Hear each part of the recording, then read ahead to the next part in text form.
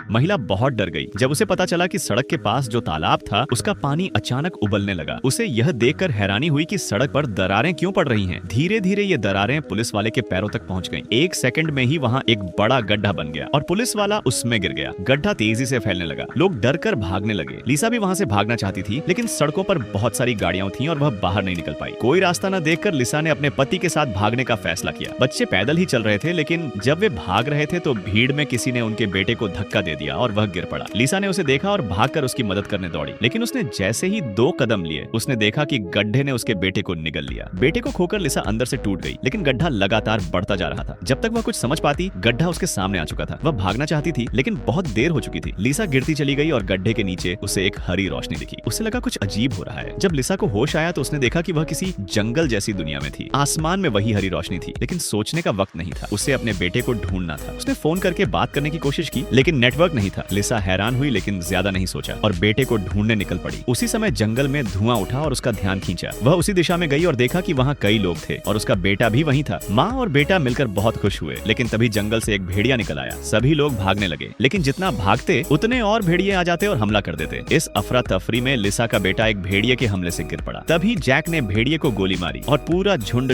डर कर भाग गया। लेकिन लिसा ने देखा कि उसके बेटे को काट लिया गया था। सौभाग्य से वहीं एक डॉक्टर मौजूद था जिसने बेटे की पट्टी कर दी, लेकिन डॉक्टर ने कहा कि अगर तुरंत एंटीबायोटिक नहीं मिला तो बेटा 2 दिन से ज्यादा नहीं टिकेगा। तभी लिसा को याद आया कि जिस वक्त गड्ढा बना था वहाँ एक एम्बुलेंस भी दिखी थी। डॉक्टर ने लिसा के साथ एम्बुलेंस ढूंढने जाने का फैसला किया और जानवरों के डर से जैक को भी साथ ले लिया। शुक्र है उन्हें एम्बुलेंस मिल गई। डॉक्टर ने दवा ले ली और चलने की तैयारी करने लगे। तभी लिसा ने कुछ अजीब देखा। दूर पहाड़ बिल्कुल हॉलीवुड जैसी फिल्म में जैसे दिखते हैं। उसे लगा कि वे अब भी लॉस एंजल्स में ही हैं, किसी और दुनिया में नहीं। डॉक्टर और जैक को इस पर यकीन नहीं हुआ। तभी पेड़ों के बीच से एक जोरदार दहाड़ सुनाई दी और सामने आ गया एक सेबर टूथ टाइगर।